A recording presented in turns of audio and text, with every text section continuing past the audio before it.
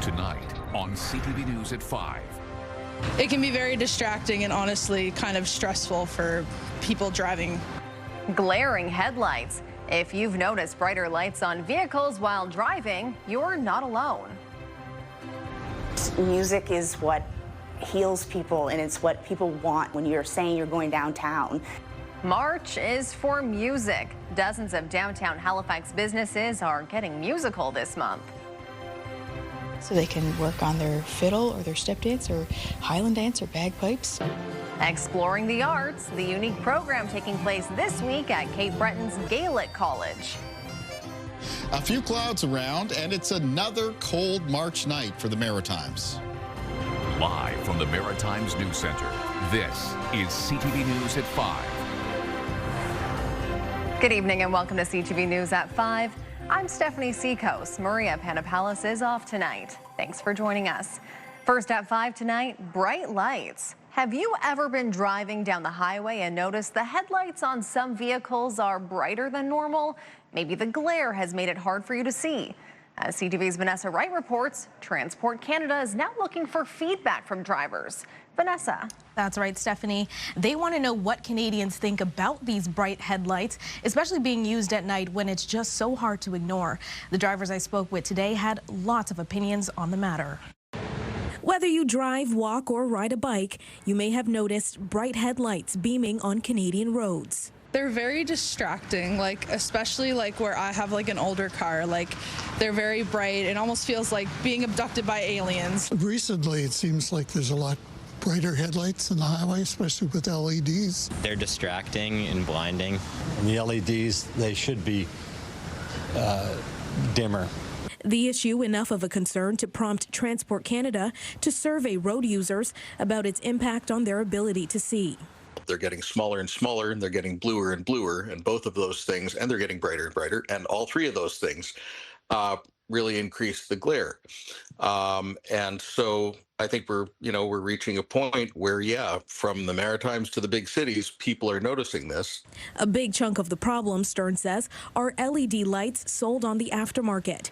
While they're typically used in bedrooms and other parts of the house, some drivers are swapping their halogen lights for those bright blue LEDs. So if you take out the halogen bulbs and put in LEDs, it's like putting on somebody else's eyeglasses. They might look terrific on your face, but the optics aren't matched. So you're going to be spraying the wrong amounts of light everywhere, including a lot of glare. It's a request this Halifax mechanic gets and turns down on a daily basis. Mostly young people said, could you guys install these for us? And basically we just say no. We just don't want to get into that because they're not supposed to have them on. They're way too bright. Though the federal government hasn't regulated it just yet. It's really hard in our vehicle regulatory system to control something unless there's solid proof that it's causing crashes. But, if lines can be drawn between headlight glare and distraction, that might allow for some regulatory traction on the matter. Now, that Transport Canada survey is open to all Canadians, but is focusing on those over the age of 16. The survey closes this Friday. Stephanie. Thanks, Vanessa. That's CTV's Vanessa Wright reporting live in our news center this evening. And that brings us to tonight's web poll. We are asking, have you noticed headlights on vehicles are getting brighter? Your options are simple, yes or no. Go to ctvnewsatlantic.ca to weigh in. Now it's time to see what's coming up tonight on CTV News at 6 with Todd Battis. Hi, Stephanie. We have details of a disturbing case tonight about two teenagers facing serious charges. One is a 15-year-old from Bridgewater, Nova Scotia. The other is 14 from Manitoba. Both are accused of planning simultaneous attacks on schools in their area. International police forces were involved. We'll have the details tonight at 6. Plenty of reaction this evening from, Amherst and anywhere near the New Brunswick-Nova Scotia border over the province's plan to put tolls on the Trans-Canada Highway. The whole government made the announcement yesterday in the financial document as a way to raise money to help beat back that province's deficit. And we will have reaction from the border tonight.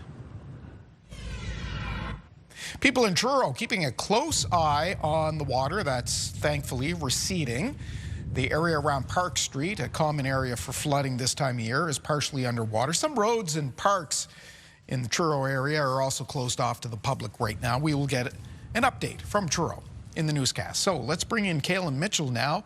What a very different day from yesterday. Yeah. And not to mention the temperatures. Yeah, so it was out with the rain and the wind, in with the sunshine, but down with the temperatures. It was colder today and colder, below average for mid-March around the Maritimes.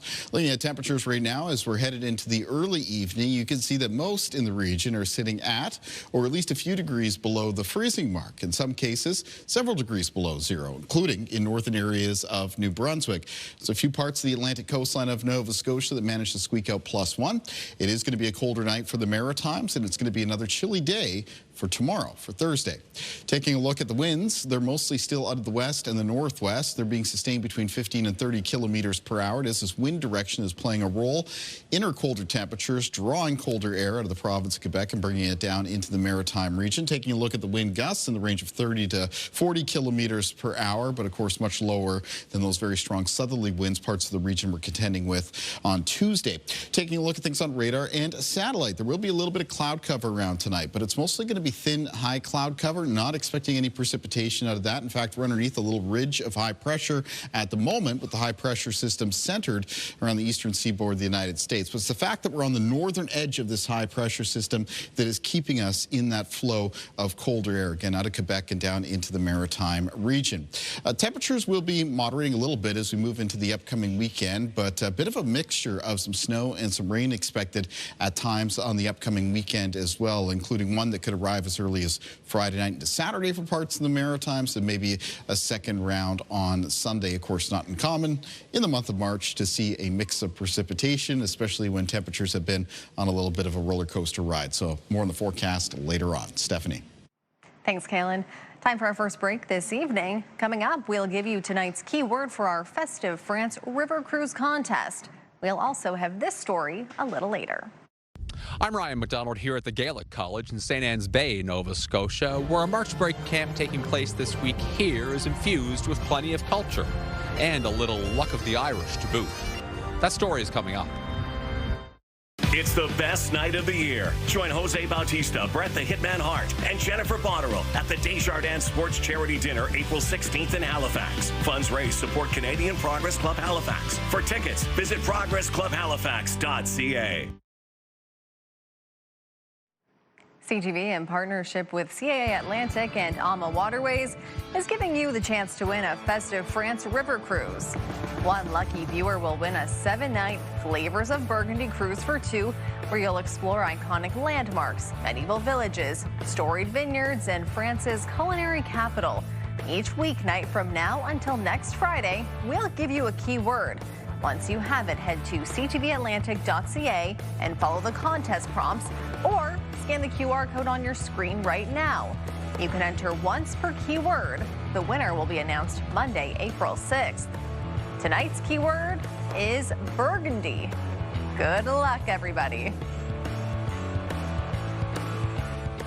This month, you can catch live music at dozens of downtown Halifax businesses. March is for Music is back for another year. And as CTV's Paul DeWitt shows us, there are even more performances than last year. Hi, I'm Jamie, and I'm very excited to be talking about March is for Music, which is a grant program that the Downtown Halifax Business Commission has been doing. This is our second year.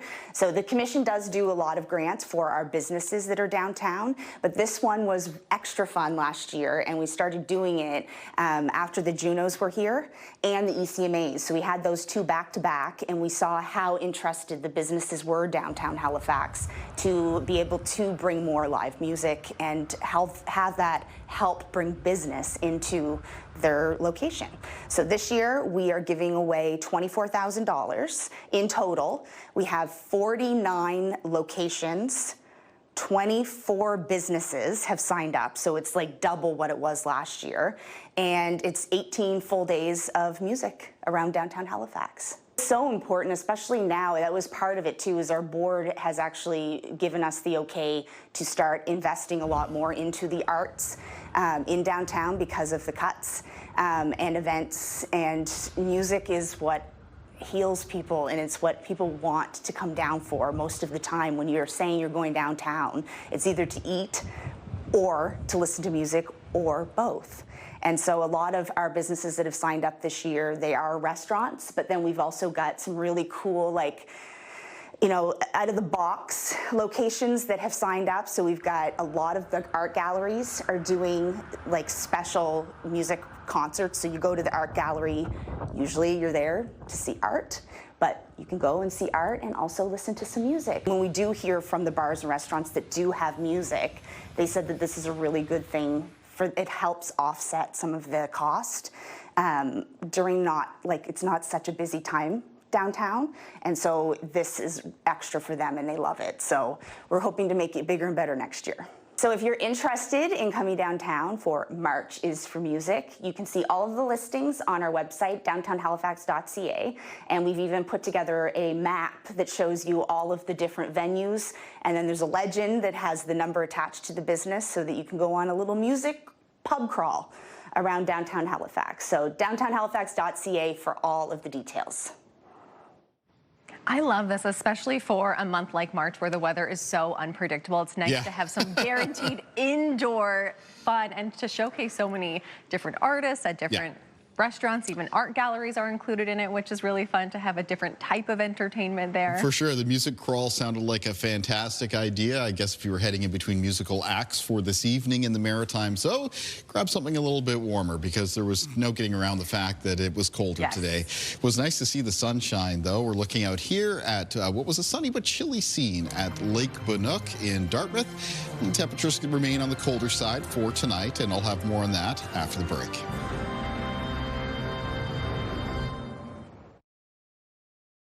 And it started 3 years ago from what turned into be just an idea to bring charity hockey to St. FX, and now has grown into a full-fledged organization with multiple hockey games and multiple events throughout the year. Pucks for Purpose hits the ice tonight at St. FX University in Antigonish. Business students will face off against arts and sciences students. Pucks for Purpose raises money for the Canadian Cancer Society and Motion Ball for Special Olympics. In the last 2 years, it's raised more than $185,000. The women's game takes place tonight, and the men will play Friday. And a cool day like this, it's nice to be inside to watch some hockey, watch some live music. Just that wind was bitter today. Yeah, absolutely. And it'll be one of the occasions where the temperature inside the hockey arena will probably still be a little bit warmer than it is outside. Let's take a look at our sunrise and sunset times. And for that, we're going to go to beautiful Amherst, Nova Scotia. And we can see that blue sky in the background. There are going to be some clear periods tonight in the Maritimes. There's also some thin high cloud cover that's been increasing from the southwest of us. So some of that will be around for tonight, but not expecting any precipitation. Taking a look at our weather systems map, barometric pressure has risen by quite a bit since yesterday. It's now sitting at around 1,027 millibars, both Fredericton and Halifax, and 1,026 millibars at Charlottetown. Talked about this earlier, but that area of high pressure is centered almost directly to the south of the Maritimes, right around the eastern seaboard of the United States.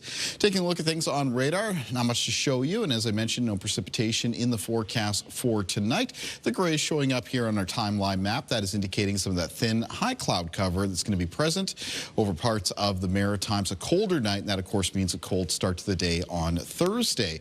Should be a mostly sunny start, though a mix of sun and cloud expected in the region in the afternoon, and there will be a chance of some isolated flurries developing in the province of Nova Scotia. You can see a couple little flecks of blue here showing up around central parts of the province, indicating that chance of flurries developing by the time we get into the afternoon.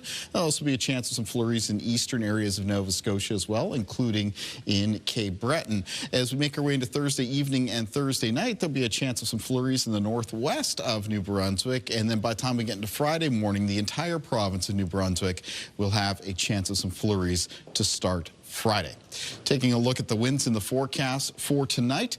Initially, this evening, they're still mostly out of the west and the northwest. By the time we get to around midnight, they're going to be lighter. and more variable in direction around the Maritimes. Tomorrow's winds change direction for the afternoon, becoming more southerly, and there'll be some gusts between 20 and 40 kilometers per hour. That'll bump up the afternoon temperatures a little bit compared to today, but in most cases only by about a degree or two. Taking a look at low temperatures in the forecast for tonight, they're still expected to be colder. Most lows falling a few to several degrees below zero. In the northern areas of New Brunswick, some low temperatures will be in the range around -10 to -16.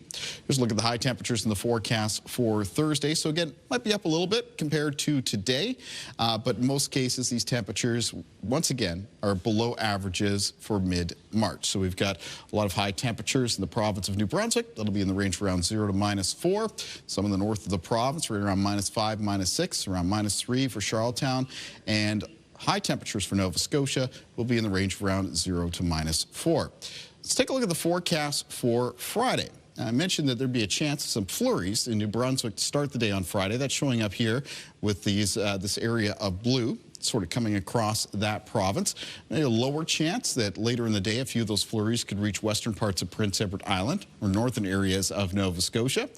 Temperatures do moderate a little bit on Friday, the daytime high temperatures, that is. You can see that around the Maritimes they come up towards the low to mid single digits. So high temperatures mostly around 2-3 degrees in the north of New Brunswick, but Fredericton could get up to around 6-4 for Moncton. Charlottetown, Prince Edward Island gets up to around 3 degrees, and for Nova Scotia, stays a little bit cooler in eastern parts of the province. Cape Breton, high temperatures between 1 and 4 degrees. Much of the mainland with high temperatures between 3 and 6. Now, low pressure system is set to approach the Maritimes Friday night into the start of the weekend on Saturday. And this one looks like it might be a bit of a mix of precipitation, both snow and rain with it. There is the possibility, though, that parts of New Brunswick and areas of Prince Edward Island could pick up some accumulating snow Friday night into Saturday morning. So there might be some snow down on the ground, down on some of the roads for Saturday morning for those two provinces. Moving through the day on Saturday, though, most of the temperatures in the Maritimes come up onto the plus side of the scale, many in the range of around 1 to 6 degrees, and that's when many locations could see that snow mix with or turn over to a little bit of rain. There's also a second low pressure system that's expected to arrive on Sunday, and that one too looks like it'll be a mix of snow and rain for the region. Again, not uncommon to see that for the month of March. Let's take a look at our weather watcher for tonight. And tonight's weather watcher is coming in from 8-year-old Kinsley Driscoll from Charlottetown, Prince Edward Island. And Kinsley has sent us a belated Valentine drawing. That's very nice, and thank you so much for that, Kinsley. Weather watchers can come in anytime to CTV Weather Watchers, P.O. Box 1653, Halifax, Nova Scotia, B3J2Z4, or email me at kaylin.mitchell@bellmedia.ca. I would love to get some submissions showing some spring scenes and spring activities. So spring scenes, spring activities, would love to get them. Send them in. Stephanie. Thanks, Kaylin. Protein is a critical part of a person's diet. It helps build muscles, repair cells, and create new ones. But experts say many people don't consume it the way they should. CNN's Mandy Gaither explains. It should be on every plate. Protein is a critical building block for your body, but it needs to be part of every meal. Spreading out your protein intake leads to the best outcome when it comes to muscle building and sustaining muscle and utilizing that protein. Julia Zumpano with Cleveland Clinic says your daily protein quota shouldn't be filled in one sitting. Instead, she says to work it into snacks and meals throughout the day. And there are simple ways to do that. First of all, you want to plan ahead. So the key to optimizing nutrition is planning. That starts at the grocery store. Zumpano says think about quick and easy protein options for each meal. For breakfast, that could include Greek yogurt, cottage cheese, low-fat cheeses, milk, eggs, sausage, turkey bacon, or Canadian bacon. Protein shakes are great for snacks or even as a meal replacement. For lunch and dinner, consider chicken, turkey, fish, lean red meat, or plant-based proteins like lentils, dried beans, peas, nuts, and seeds. I can't emphasize enough having a large variety of protein sources is really key. And I can't emphasize enough as having them available to you, readily available, so you're able to easily meet your needs. I'm Mandy Gaither. Time for one final break this evening. Stay with us. More to come right after this quick break. Her love for cycling started at an early age. Decades later, it's blossomed into a passion for photography, too. CTV's Adam Sawatsky explains. Before she began cycling with a basket full of flowers, Angela Gabaldon was trying to ride her first bike without training wheels. Big brother just pushed me down a hill and said, go at it, and I did. That fearlessness was tested a few years later when Angela's grandpa bought her and her brother their first 10 speeds. And halfway home, he stopped his truck. He took the bikes off the back of the truck. He said, here you go, and he pulled away and drove home. Although they were left in the middle of nowhere, by the time they found their way back, Angela felt like she could go anywhere. It was the best thing anyone has ever done for me in my entire life. If that was empowering, the first time Angela rode this bike, it was inspiring. And I was like, that's really pretty. She'd stopped at a park, and the color of her horn seemed to complement the rising sun. And I took a picture. I was like, yeah, that's so perfect. Well, the experience felt so positive, Angela wondered if there might be more places to pose her bike. I feel like I'm always searching for something. And since she started actively looking, despite only being an amateur photographer, Angela says she's been consistently finding beauty. It's magic. It's magic. It's totally magic. It's like discovering a hidden gem, Angela says, so she named her bike Jules before fueling their rides with a basket full of flowers. I see the rhododendron bush in the corner, and I see the guy over there who is just being really nice and smiling to somebody, and I see beautiful sunrises and beautiful sunsets, and you know what? I love to share those things. And although she simply started sharing the photos of Jules with her friends, they began sharing them with their friends. And now, 4 years later, thousands of people appreciate her countless artful peddler pictures on social media. If I can make somebody else's day better, then that makes me really happy, and that makes me feel really fulfilled. So skip the training wheels, push yourself forward, and start looking out in the middle of anywhere, Angela says. You'll find there's beauty everywhere. Open your eyes and see what's out there. Adam Sawatsky, CTV News, Victoria. So we had a bit of a technical problem with Ryan McDonald's story from the Gaelic College, so we will have that for you tomorrow night. As for tonight, when the weather... Yep, coming up at CTV News at 6, recap some chilly temperatures into the end of this week, talk more about that weekend forecast. It does have a bit of a mix of snow and rain in it. All right, thanks, Kaylin, and thanks for watching us tonight on CTV News at 5.